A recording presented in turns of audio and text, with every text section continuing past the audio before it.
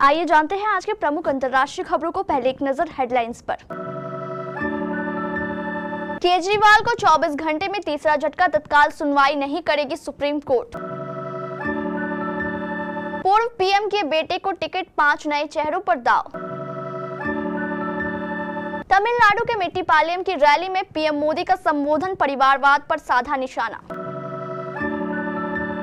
43 लाख से ज्यादा की बंदूकें, मुख्तार अंसारी के बेटे अब्बास के नाम पर कितने गन लाइसेंस।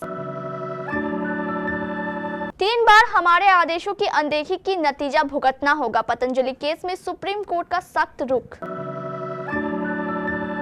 अनिल अंबानी को डीएमआरसी मामले में सुप्रीम कोर्ट से तगड़ा झटका।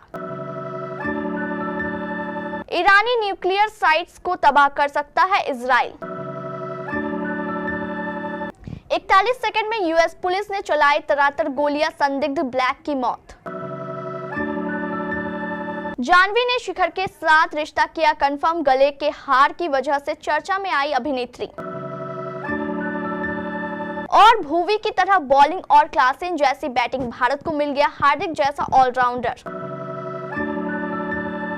दिल्ली शराब घोटाले से जुड़े मनी लॉन्ड्रिंग केस में फंसे अरविंद केजरीवाल को पिछले 24 घंटे में 3 बड़े झटके लगे हैं। मंगलवार को गिरफ्तारी और कस्टडी को चुनौती देने के मामले में दिल्ली हाई कोर्ट और फिर बुधवार को वकीलों से जुड़ी मांग वाली याचिका पर राउज एवेन्यू कोर्ट से निराशा हाथ लगी है।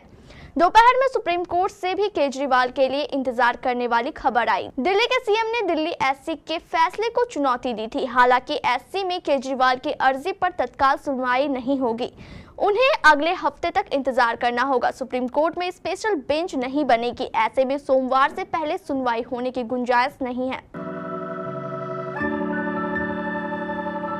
लोकसभा चुनाव को लेकर जारी हुई बीजेपी की 10वीं लिस्ट में बड़े बदलाव देखने को मिले हैं। एक और जहां भाजपा ने पूर्व प्रधानमंत्री चंद्रशेखर के बेटे को टिकट दिया है, तो प्रयागराज से रीता बहुगुणा जोशी का टिकट काट दिया है। उधर बलिया से भी पार्टी ने वीरेंद्र सिंह मस्त का टिकट काटा है। हालांकि भाजपा ने पूर्व राज्यपाल केसरीनाथ त्रिपाठी के बेटे पर भरोसा जताया है। गाजीपुर से सपा प्रत्याशी अफजल अंसारी के सामने बीजेपी ने बिल्कुल नया चेहरा उतारा। गाजीपुर से मनोज सिन्हा के करीबी पारसनाथ राय को टिकट दिया गया है।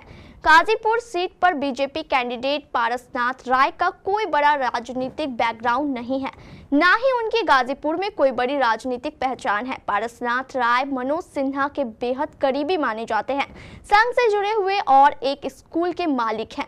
माना जा रहा है कि जब मनोज सिन्हा खुद इस चुनाव में नहीं उतरे तो उनके बेटे को भी टिकट नहीं मिला, ऐसे में उनके करीबी को टिकट दिया गया। पारसनाथ राय के जरिए बीजेपी भूमिहार वोटों को घोसी और बलिया में बैलेंस करना चाहती है।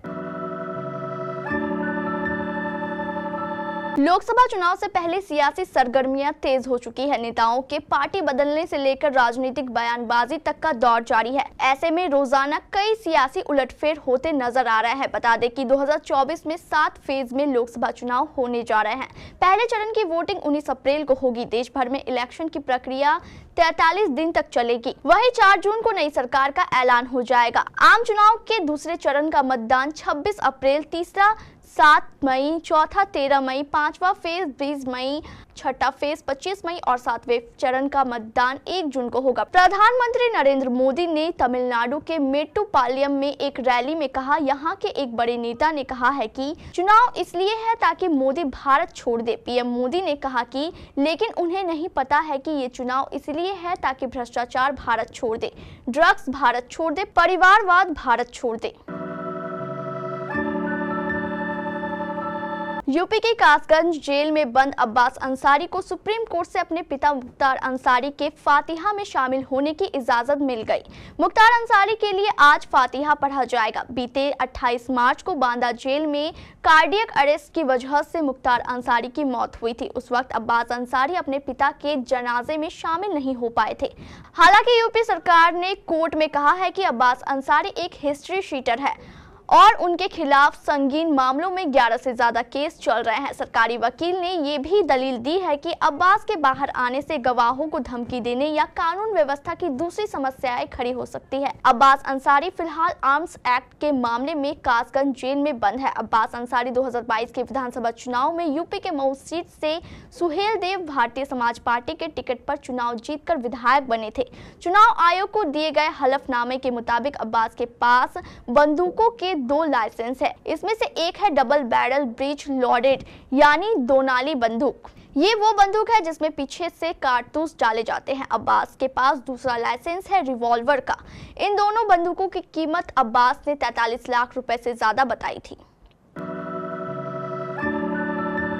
पतंजलि भ्रामक विज्ञापन मामले में आज सुप्रीम कोर्ट में सुनवाई हो रही है। इस दौरान बाबा रामदेव और बालकृष्ण कोर्ट में पेश हुए। जस्टिस हिमा कोहली और जस्टिस एहसानुद्दीन अमानुल्लाह की बेंच यह सुनवाई कर रही है। इससे पहले 2 अप्रैल को हुई सुनवाई में पतंजलि की तरफ से माफीनामा जमा किया गया था। सुनवाई के दौरान सॉलिसिटर जनरल ने कहा कि हमने इस मामले में सुझाव दिया था कि बिना शर्त के ही माफी मांग ली जाए। कोर्ट ने स्वामी रामदेव का बिना शर्त माफी का हलफनामा स्वीकार करने से भी इनकार कर दिया।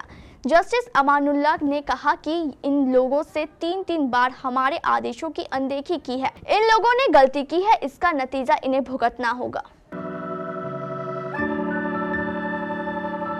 एशिया के सबसे अमीर इंसान मुकेश अंबानी के छोटे भाई अनिल अंबानी का कारोबार बीते कुछ दिनों में वापसी करता हुआ नजर आ रहा था और उनकी कंपनियों के शेयर तूफानी तेजी से भाग रहे थे। लेकिन बुधवार को उनके लिए एक बुरी खबर सामने आई और ये झटका अनिल अंबानी को सुप्रीम कोर्ट की ओर से लगा। सुप्रीम कोर्ट ने उनकी कंपनी को दिल्ली मेट्रो रेल कॉरपोरेशन यानी DMRC द्वारा Delhi airport metro express private limited यानी DAMEPL को दी गई ओरिजिनल ऑर्बिट्रल अवार्ड की पूरी राशि चुकाने का निर्देश दिया है। इस खबर के तुरंत बाद रिलायंस इंफ्रा का शेयर भरभराकर टूटा और इसमें लोअर सर्किट लग गया।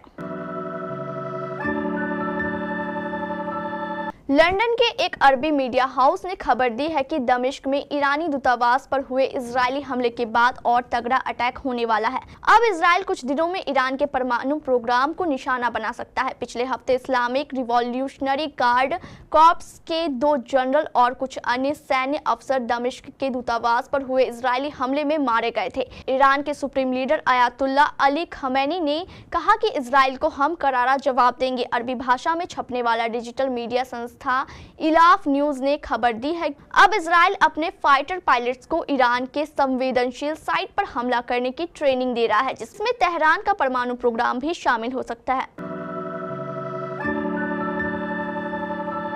अमेरिका के शिकागो शहर में एक हैरतअंगेज फायरिंग में पुलिस ने एक ब्लैक संदिग्ध को मार गिराया।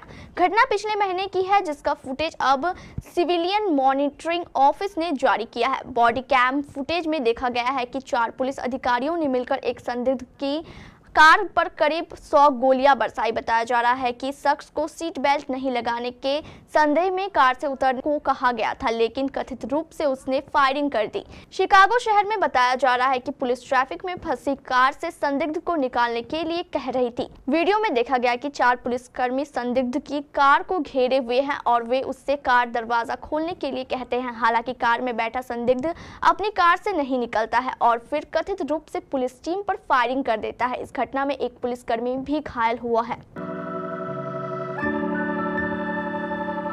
जानवी कपूर हिंदी फिल्म इंडस्ट्री की उभरती हुई अदाकारा है। अपने अभिनय और खूबसूरती से वे लाखों दिलों में राज करती है। पिछले कुछ समय से वे अपनी निजी जिंदगी को लेकर सुर्खियों में बनी हुई है। कई रिपोर्ट्स में दावा किया गया है कि वे शेखर पहाड़िया को डेट कर रही है। इन खबरों के बीच अब अभिनेत्री ने आखिरकार अपने रिश्ते पर मुहर लगा दी है। मुंबई में अपने पिता बोनी कपूर के प्रोडक्शन हाउस के बैनर तले बनी मैदान की स्क्रीनिंग पर वे अपने बॉयफ्रेंड के उपनाम का एक कस्टम हार पहने हुए नजर आई। उनके हार में सिखू लिखा हुआ था, जिसने वहां मौजूद सभी का ध्यान आकर्षित किया। इवेंट में सफेद पैंट शूट और मैचिंग हील्स में जानवी ने रेड कारपेट पर बला की खूबसूरती लगा दी।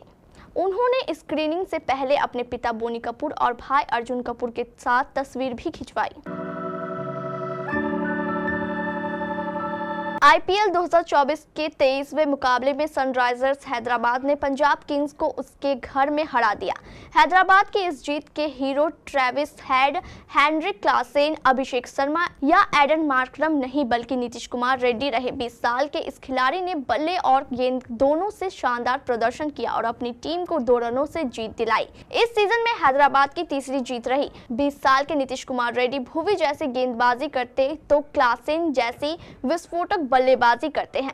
पंजाब के खिलाफ मैच में रेड्डी ने सिर्फ 37 गेंद में 64 रनों की पारी तब खेली जब उनकी टीम 10वें ओवर में 64 रनों पर 4 विकेट गंवा चुकी थी। रेड्डी ने अपनी पारी में 4 चौके और 5 छक्के लगाए। इसके बाद उन्होंने अहम मौके पर जितेश शर्मा को आउट कर अपनी टीम की जीत को सुनिश्चित किया।